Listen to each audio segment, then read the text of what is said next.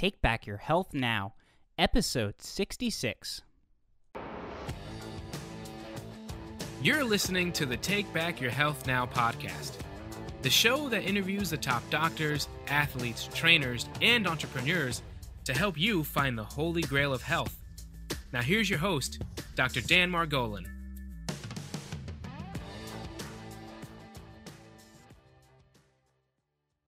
This is Dr. Dan Margolin with another segment of Take Back Your Health Now, where we pull out all the stops in search of health's holy grail.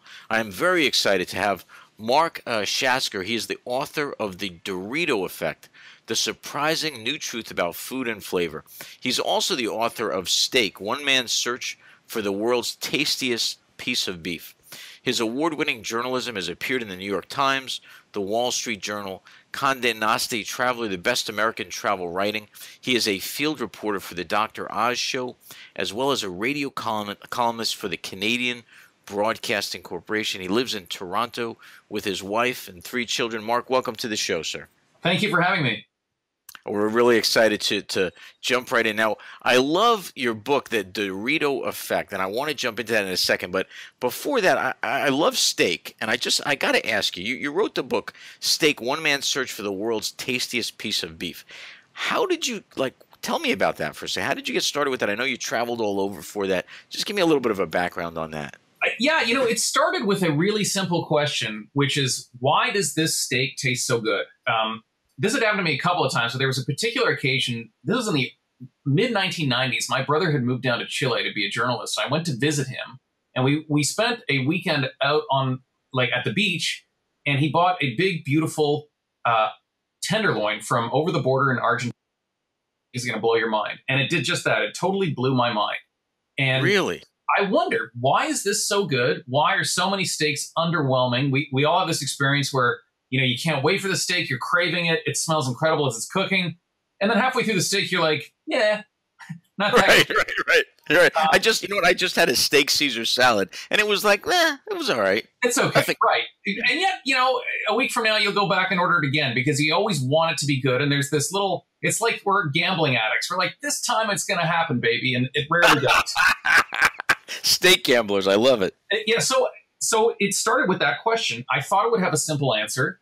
People would say things like, you want the steak with the most marbling, or you want Angus. The more I delved into it, the more I learned that it was a very complex area. A lot of what you see on packages and what people tell you is totally false. And I realized there's also a lot of history that we humans, there's a fascinating story with why we love meat so much and how meat has changed. So it was really an effort, a worldwide effort. It involved traveling literally around the world to try and answer a simple but very complex question. Unbelievable. And what they talk about marbleizing meat, does that make any difference? Yes. Nah, not really. I would say marbling is an indication in some cattle that particular critter has eaten well. And that's important. Skinny cattle don't taste good. Most people have never eaten truly skinny cattle because even lean in this country comes from cattle that are still fat from an evolutionary perspective. Really skinny animals just do not taste good to humans. We do like fat. But I had plenty of steaks that were not marbled that were excellent, but they came from fat cattle. They did. Okay. Now even the Kobe steak, am I wrong? Kobe is not, the fat is supposedly dispersed throughout the steak in little droplets. Is that correct? Yes, it is. So I went to Japan, famous Kobe beef, and they have many other kinds of Japanese beef like Matsuzaka. For some reason, we're all obsessed with Kobe beef here. You go to Japan. Right. What's your deal with Kobe beef? We have lots of different Japanese, what they call them, brands of beef, many of which are equally marbled. Japanese beef can be ridiculously marbled to the point that there's more white in it than there is red. It's really good, but I'm not sure I'd call it steak. It's more like eating foie gras, or maybe even like bacon, which is a very kind of mouth-filling, juicy, delicious experience, but it doesn't have that bloody kind of caveman meat thing happening that a good old American steak has. Gotcha. Well, let me. If you write the second part of steak, could you take me with you? Would you mind? Absolutely. All right, fair enough. So let's jump into this. So the Dorito effect, the surprising new truth about food and flavor. Let's go into this, and even before we jump into this book, you're looking at food and flavoring and all these things. How did you take us back to the beginning? How did you even get involved in this as a kid? Were you obsessed with food? Like what got you on this path? Well, I've always liked to eat. My parents would take me and my brothers out to good restaurants, and on holiday we'd have good food, and I always loved it. I've always enjoyed eating, and I like. Never really had a problem with food. I'm pretty skinny if you look at me, and I'm one of those very lucky people who kind of eats what he wants, and it's not really an issue. But how I got particularly interested in this, actually, was the steak book. And I'll tell you why, for a couple of reasons. The first is that I set out on the steak book fully expecting, I didn't want to ask questions about things like health or environmental impact, because I just wanted to know what steak tastes best. And I fully expected that the best steak would for the cow and would result in early death for me. Because we always think in our heads, if something's delicious, it's got to be bad for you.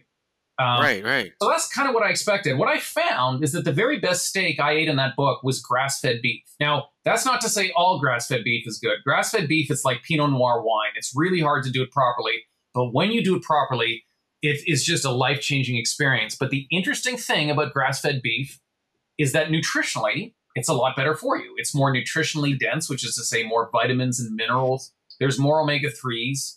And generally speaking, as the grain-fed beef that most of us are used to.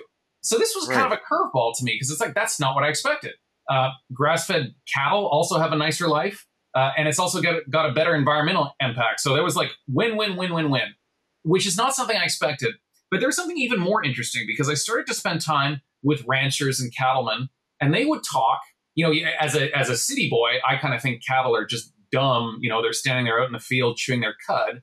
And you actually start to talk to ranchers, and they say, no, that's not true at all. They're very intelligent foragers. So they will tell you things like the pregnant cattle are out where there's a lot of legumes growing, things like clover or alfalfa, because they have a higher protein requirement because they're pregnant and they're supporting a fetus. And you think, how do they know? Right. How would they know that? Yeah. And clover. I mean, who told them? They don't read fitness magazines. What's going on, and it is through something called flavor feedback that there's some knowledge. Well, knowledge is the wrong word. Awareness or intuition in their heads about the flavor of their food they're eating and the nutrients that they need. And this is what got me interested in flavor for humans, because just like I thought all delicious steak must be terrible for you, we have an eating problem on this continent, and we all think the problem is too much delicious food. Well, when you look at cattle, deliciousness seems to be guiding them to the food they need. So why is deliciousness guiding humans to the food they don't need? And this is what set me out to understand through the lens of flavor. Wow. So the first book actually led you to the second one. Yeah, absolutely. I was just left with all these questions, because there was something very exciting in the first book, which is that the steak that's better for you is better tasting.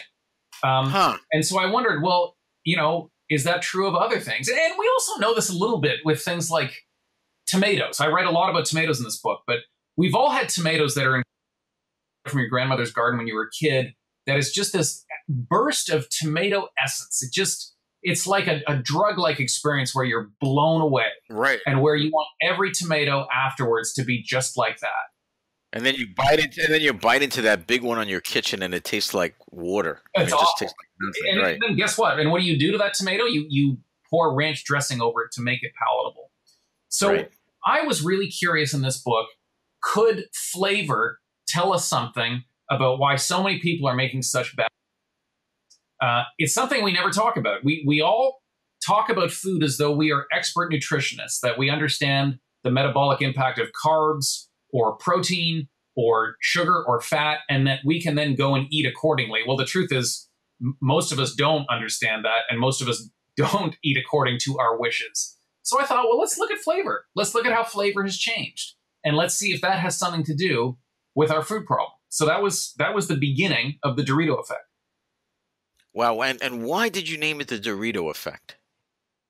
story of Doritos is very interesting. It's one that most people don't know, and I think it tells us something profound about how food has changed. So the story begins in the early 1960s. A guy on Madison Avenue named Arch West, he was an ad guy, just like in that show Mad Men. He worked on Campbell's Soup. He worked on Jell-O pudding. And he was invited to be the VP of Sales and Marketing for Fritos down in Dallas. So he moved his family to Dallas, and shortly after he took on that job, Frito merged with the Lay's chip company, Frito-Lay, and he was the VP of Sales and Marketing.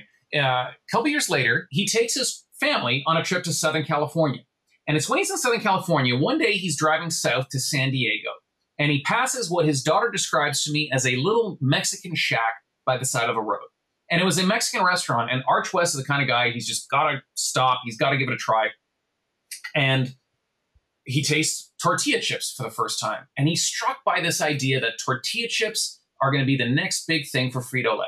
So he goes back, he presents his idea to his fellow executives, and they all say, why would we want to sell tortilla chips when we already sell Fritos, which are, fairly similar? But Arch West is so convinced about the future of tortilla chips that he actually funnels discretionary funds to an offsite facility to develop the tortilla chip concept. And he pitches it again. And this time he's got a name for them. It means in kind of a bastardized pidgin Spanish, it means little pieces of gold. Doritos. And this time he gets the green light. And I know what you're thinking. This is when the world changed. This is when Doritos took over. What happened? The very first Doritos were just like the tortilla chips that Arch West tasted in California, which is to say salted tortilla chips. And no one really got them. The complaint was this snack sounds Mexican, but it doesn't taste Mexican. So in the Southwest, where there's a Hispanic population, people knew you could take a tortilla chip and dip it in guacamole or dip it in salsa, and it was pretty good. But everywhere else, people were just thinking, what's up with this? So Arch West has to face his executives. The guys he kind of used their money and developed their permission, and now Doritos are bombing, and they say, what are you going to do about Doritos? And this is when he said the words that changed the world. He said, let's make them taste like taco. Now, it sounds pretty simple to us, right? Because we're used to every different variety and flavor of potato chip and tortilla and soft drink. But back then, this was a new thing. There was new technology that gave food companies an ordinary tortilla chip have the same kind of savory tang and depth as a taco. Did it taste exactly like a taco? No, but it made it taste better. So Frito-Lay brings out taco-flavored Doritos. And the tortilla chip that nobody was too interested in eating suddenly became a tortilla chip that people literally could not stop eating. And this is an excellent illustration of the power of flavor technology to make. And this is, it seems intuitive because we all know how addictive those chips are, but this is something we have never talked about in our ongoing discussion about what happened to food. I mean, you're right. Anytime I would pick up a Dorito, I don't eat it now, but I couldn't stop eating them. They were just, there was something about them that would draw you in. So what is that something, Mark? It's literally flavor chemicals. So prior to this, science up until that point had been understanding more and more about food. So if you look, for example, in the 1950s about things like vitamins and fatty acids and so forth, scientists knew a great deal about what was literally inside the food we eat. But one thing they couldn't understand was where flavor came from. They would look at a cup of coffee or an orange or a piece of fried chicken, and they would scratch their head. They really didn't know, other than things like saltiness, what made it taste the way that it did. And the reason is that flavor compounds exist in minute quantities, measured in parts per million, sometimes parts per billion, per trillion. And they just did not have any instruments that could measure chemicals at that small of an amount. But then in the mid-1950s, a device called the gas chromatograph was invented. And this finally opened the door to figuring out what was causing flavor. And it didn't take long. As soon as scientists started figuring out what chemicals tasted like X, they started making them. And that's what let Frito-Lay buy flavor chemicals and add them to tortilla chips to make them taste like, quote. Wow. So they were able to use this. What was it called? A gas chromatograph. Gas chromatograph. So they were able to use that. And is it true then that when you take a piece of food or a Dorito, that the taste is inside of it, or is it surrounding it in a gaseous kind of, you know what I mean? Like I've heard things where if you lose your sense of smell, you to some degree lose your sense of taste. Is there? You're absolutely correct. If you lose your sense of smell, food just becomes incredibly bland. This is really hard for a lot of people to understand because you think like, well, taste food on my tongue. But this is how it works. Your tongue senses what are called the basic tastes: sweet, bitter, sour, salty, and umami, which some of us may have heard of. Those are the basic tastes, but a great deal of the nuance of the food experience comes from your nose. And people think, well, that doesn't make any sense. I'm not sniffing while I eat. Right. But the truth is you are. It's just a different kind of sniffing. It's called retrofaction. And that's a complicated term for food vapors that enter your nose through the back of your throat. So, there's that little hole in the back of your throat connecting your nose to your throat. That's why you can breathe through your nose. When food vapors enter through that opening, you smell them and you experience that as flavor when you eat. And if you don't think this is true, just go out and buy yourself some jelly beans and pop one in your mouth and chew it with your nose firmly plugged. And you'll find that it tastes sweet and kind of simple. Then open your and all of a sudden that air starts moving, and then the flavor of that jelly bean, whether it's watermelon or cherry or orange, suddenly you'll experience this incredible waft of character. And that's what flavor compounds are. They're literally aromatic compounds that are added to food.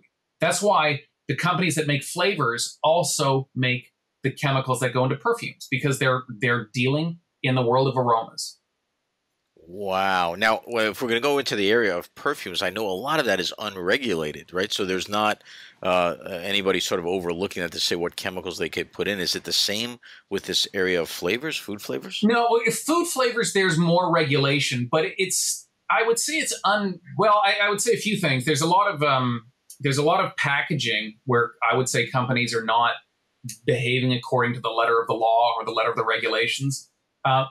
But what's interesting about the flavor industry is and this I think is the real problem. I don't think flavors are toxic. Like I don't think they're giving anyone cancer, because these chemicals are found in nature.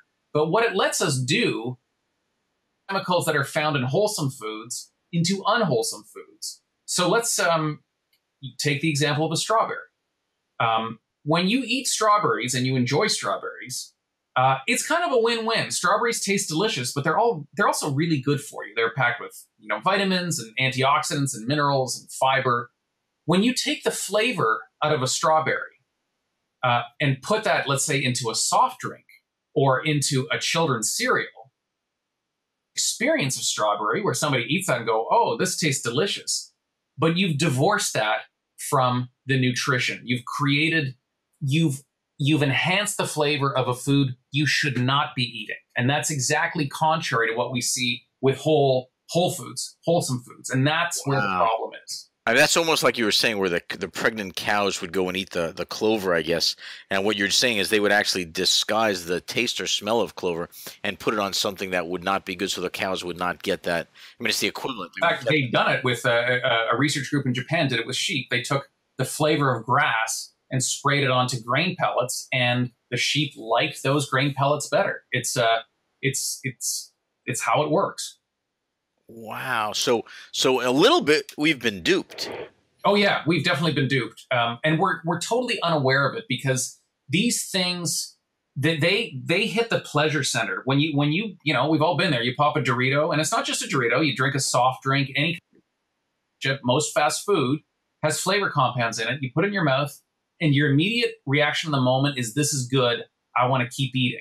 We know there's something cheap about it. Like we know there's something not right, but it does ignite that drive. It does, hit that pleasure button, and we keep going. And it's powerful stuff. So I could see that you're thinking, or at least your body is thinking, hey, I'm eating something healthy here, and they're starting to eat it, but you're not actually getting the nutrients, so you're still hungry. So is that true? Is that how obesity starts? I think so. I think there's a connection there because here's where it gets really interesting. You have to ask the question, why do these flavors taste good in the first place?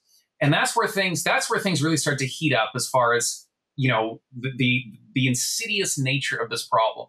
So there's a professor at the University of Florida named Harry Klee who's been studying tomatoes for decades. He actually worked for Monsanto in the late 80s to create a better tomato by genetically engineering a slower ripening tomato, and it didn't work.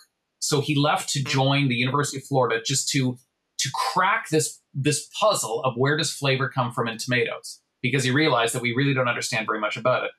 So over the years, he's grown every different kind of heirloom tomato you can imagine and had taste panelists taste them and rate them, and he's analyzed them in gas chromatographs to try and figure out what is driving deliciousness in tomatoes.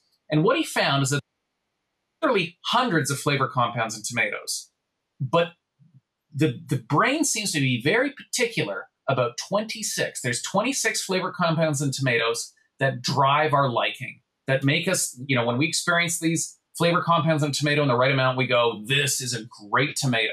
And when they're not So he can take a gas chromatograph and he can actually say, look, there's hundreds of these things, but if you have these 20, people are going to like that tomato better. Yeah, these 26. 26. These are the ones that are driving the whole show. And he started to think, well, if I can figure out how the tomato makes these flavor compounds, I can start to look for those genetic markers and breed a better tomato. And that's where things start to get interesting, because when he looked at how the tomato makes these 26 flavor compounds, he found that each one is metabolically synthesized from an essential nutrient, things like carotenoids and amino acids and omega-3s. And this is really interesting because it's telling us that it really looks like, in the case of tomatoes, the flavors are pointing at the nutrients that our body needs. So a delicious tomato is telling you something really good about what's inside it. And in the context of nature, this really works well. Human being finds a tomato, bites into it, it tastes great, that tomato's filled with healthy stuff, everybody wins. But when you create a fake tomato flavoring and you put it, let's say, in a potato chip, like a ketchup-flavored potato chip, or you put it in like microwave pizza or something, what's happening to that system?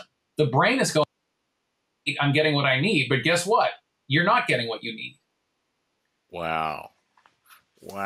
That is crazy. Mark, how the hell did you figure this out? Has anybody else talked about this? Well, I think what I do as a writer is I bring together different fields of science. So the work that Harry Klee did on tomatoes was very interesting, and I didn't think, enough people knew about it. But then I also I wrote a lot about the research of a guy named Fred Provenza at Utah State, who showed how animals have this incredible ability to literally seek out the nutrients they need. Flavor. They literally like the flavors of foods that satisfy nutritional needs. So if you make a sheep deficient in calcium or in a vitamin, it will seek out the flavors that bring it that needed nutrient. So when you start to pull this all together, you get this image that mammals, like humans, are actually really intelligent eaters in a state of nature. And it's only when you understand what we've done to screw up this relationship between flavor and nutrition that suddenly you go, oh, that's why. That's why everyone's eating garbage. The other part of this that Harry Klee found is that modern tomatoes don't have those flavor compounds. They've lost them. We've bred it out of them. So you've got this situation where the human's attracted to the ketchup-flavored potato chip and not the tomato. And it's all because of flavor. Wow. Mark, I'm reading a book called Hell's Kitchen by Joel Wallach, Dr. Joel Wallach, who's going to be a guest on my show shortly. And it's interesting. He talks about the fact that years ago, we would all cook our food in wooden, we'd burn wood and we'd cook it and we'd take the ashes and we would throw them on our crops and they would get minerals. And then electricity was invented and we got away from burning wood and then using those ashes in our food, and we became mineral depleted. And it's in a way, it's a similar concept where, we're getting foods now that look like they used to look, but are different in their taste, and they're actually different in their mineral content. Am I saying that the right way? Does that make sense?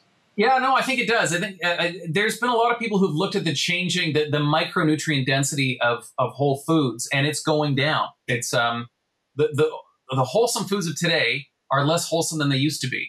And I think there's many reasons. I think it's partly because of farming techniques like you're mentioning, but also because as we keep choosing varieties of tomatoes that produce more and more tomatoes, we're essentially telling the plant, like, don't worry about all this other stuff, just produce a lot of fruit. And they do produce more fruit. We grow more tomatoes, Wow. but it's just sort of empty. It looks like a tomato, but it doesn't taste like a tomato.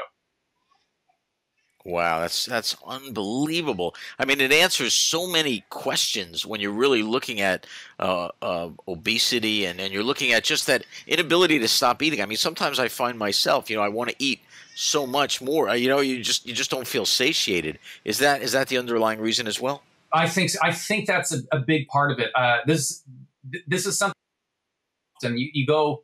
I don't eat a lot of fast food, but sometimes I'm trapped in an airport or I'm on a road trip and you really literally have no choice. And the thing that's so interesting to me about those meals is that you can consume such a tremendous number of calories in such a short time. Right. And half an hour later, you're hungry and you're like, why? That doesn't make sense. And then you go out for a Japanese meal. Let's say you have some sushi and a nice salad. And calorically, it's a much, lower, smaller dinner. But you're satisfied. I think these are things we still don't understand. It's under the simple rubric of calories, but there's so much more to it. And I think flavor and feedbacks, that things that go on your body and your stomach hours after you've eaten, and what your brain learns from that, I think that is a big piece in this puzzle. Mark, so let me ask you, just to try to get the viewpoint. You're studying this. At one point, does it just hit you like between the eyes? Because again, I get that you're taking information from different areas as a journalist, you're putting it together, but there is that one moment when it all just comes together. What was that moment like for you? Well, I'm curious about this, like I mentioned, after my steak book. So I started to poke around, and I found this paper that Harry Klee had published in the journal Science, which is one of the most prestigious publications, where he made this connection between the flavors that we like and essential nutrients. This idea that flavor is a cue for nutrients. And pieces just started to click. Everything started to fall into place. And it was, on the one hand, fascinating. But on the other hand, I thought, why hasn't anyone looked at this? Why do we always, let's look at soft drinks for a moment. The reason soft drinks are bad is because of all the sugar. And on one level, I don't dispute that massive hit of, fructose or sucrose into your system is not good. And people who consume a lot of these things, it's associated with metabolic disease and diabetes and so forth. A lot of calories, no question. But think about it for a second. Sugar's not the reason you like soft drinks. If you take whatever it is, it's like 6 or 9 teaspoons of sugar and put that in a can of soda water, is any kid going to say, Mommy, that's delicious, give me more? No, the sugar doesn't explain the deliciousness. It's the flavorings. Look on any ingredients in any can of soda, and you're going to see flavorings. That's what makes it delicious. And I don't understand why no one has looked at this and why we don't talk about this more. Because the truth is, even though I think it's a good thing that we have nutritional labeling and we can see if there's added sugar and how much fat and how many calories there are, deliciousness that we're all after. Even if you're on a diet, you buy a diet book that has 100 can't miss recipes, because we all want our food to be delicious. So what we need to do is think about, how did that food get delicious? Did nature make it delicious? Or did a scientist with a PhD in organic chemistry make it delicious? Wow, you're right. Mark, what's the answer, my friend? What's the answer? How do we protect ourselves? How do we do this? Well, one thing that I think is really important is that we have to understand we need to get pleasure from food. A lot of us think is eating boring food. It's sort of like scrunching up your face and, eating raw spinach or something you really don't like. And that, not only is that not true, that's just not feasible. Very few among us have the ability to eat food that is not delicious. You might be able to do it for 1 or 2 days, but try doing it for a year. That's why most diets fail. So what we need to do is find foods that give us pleasure, that don't take us to a bad place. So what I would tell people to do is just ask yourself a simple question. Where is the flavor coming from? If it's coming, look at the ingredients. If you see things like artificial or natural flavorings, or you see things like monosodium glutamate, these are things that enhance the flavor in what I would say is a fake way. If that flavor comes from nature, it's good. So I would say pay a little bit more for better tomatoes. Go to your farmer's market, see what the local farmer's growing. That food is more expensive, but it's better for you. And I think you'll be more satisfied and feel better about yourself in the long run. You probably eat less of it then. And eat less of it. Absolutely. Wow. Mark, part of our show, we're really in search of the holy grail of health. So I always pose that question toward the end of the interview. So I'm going to pose that to you, Mark. What do you think the holy grail of health is?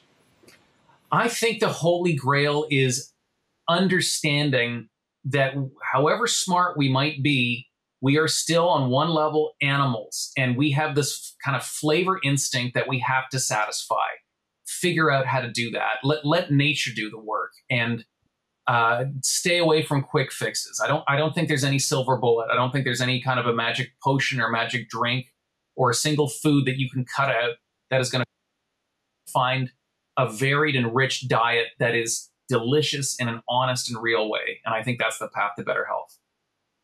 Mark Schatzker, I want to tell you, what a wonderful interview. How would people that want to learn more about you, how would they get in touch with you, sir? How would they find out? I have a website, markschatzker.com, and they can read the book, The Dorito Effect. It's for sale on Amazon. It's at bookstores. Wonderful. Mark Schatzker, thank you so much for the interview. I really appreciate it. Thank you. It's been great. I love chatting. This episode is sponsored by New Jersey Foot and Ankle Center in Orodo, New Jersey. Remember, when you have a foot problem, you've got a foot doctor in the family. Weekend and evening appointments are available. Call us at 201-261-9445. Once again, that's 201-261-9445. Thanks for listening. Check out the show notes over at drdanspeaks.com. If you're loving the show, head over to iTunes and leave us a review, and we'll catch you next time.